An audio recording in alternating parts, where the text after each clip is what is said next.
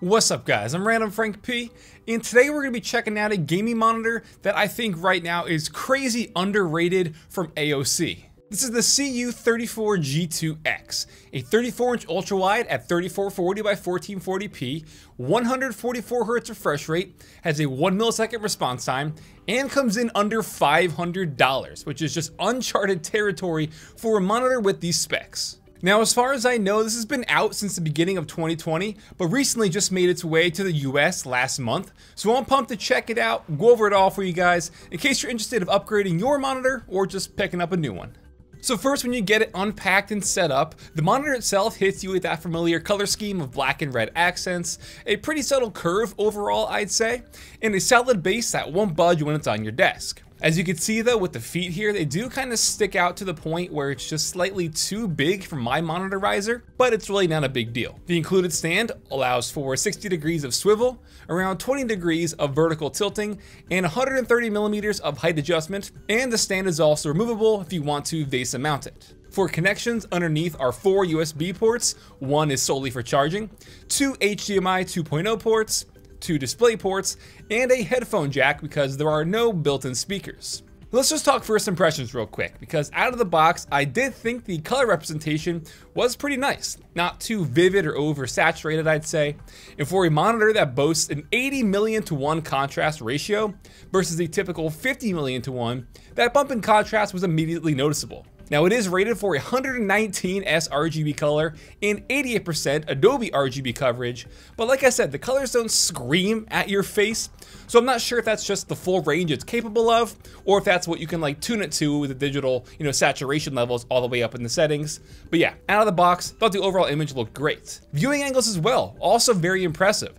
You can see the very minimal color shift from side to side, and honestly, in that regard, it's one of the better looking displays I've seen, and you can just see the colors, the image, it still holds up from the complete side. Now for the boring stuff, getting this out of the way in terms of OSD, it's located on the bottom right side with 4 different buttons to navigate the menus, and I personally found this very awkward to get into the settings and navigate. I much prefer a joystick. I'm not going to go over everything here obviously, but like most gaming monitors, you have your different color settings and like modes and stuff for game genres. Things like blue light reduction, a built-in FPS counter, a timer, a picture-in-picture mode if you kind of want to have this as like 2 displays, an on-screen reticle, which if you just press the right menu arrow when you're not in a menu, that will appear.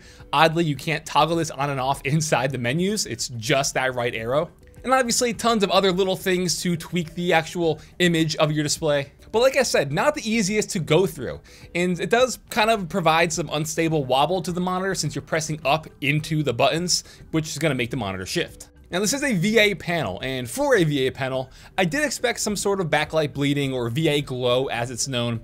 And yeah, I did notice it more on the top of the display, as you can kind of see here during an all black scene.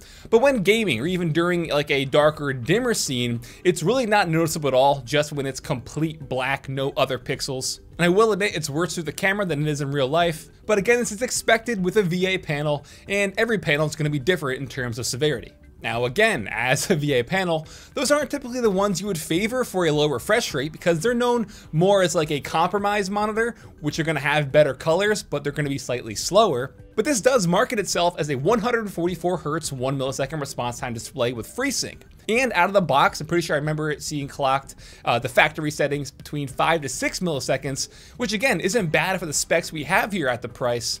But I try to hit that 1 millisecond with adaptive sync for NVIDIA users, which I'm sure a lot of you are, and achieving that without severe amounts of ghosting or pixel trailing, you have to enable overdrive in the monitor settings. By the way, if you're curious about using your NVIDIA GPU and G-Sync with a FreeSync monitor, I'll drop my tutorial in the description. So for this overdrive setting, having it on weak and medium, probably gonna give you your best result depending on your game and the settings, but in pretty much every instance, the strong overdrive setting looks terrible. Pretty much everywhere in every instance I've tried, especially in games that aren't taking advantage of the 144Hz response time. You can just see the crazy amount of the trail of the frame and the pixels leaving this colored outline of pretty much everything on your screen.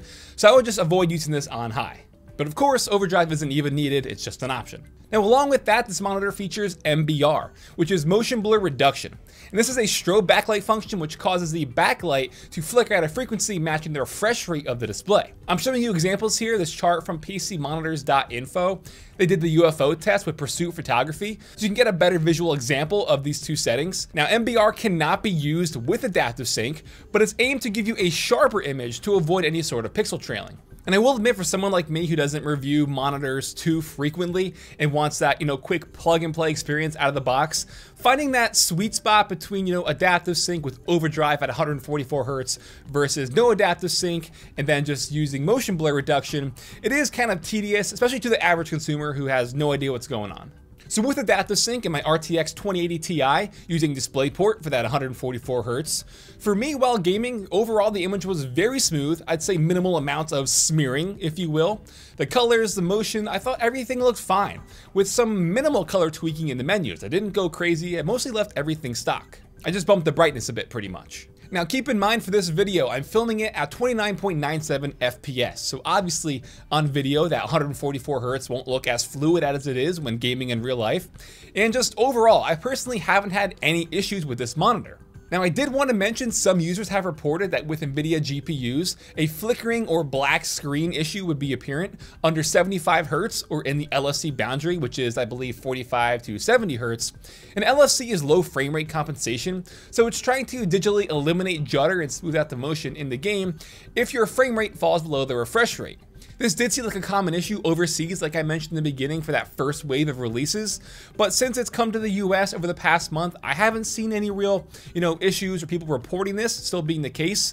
So I did want to still throw that out there, but like for me, I had no issues.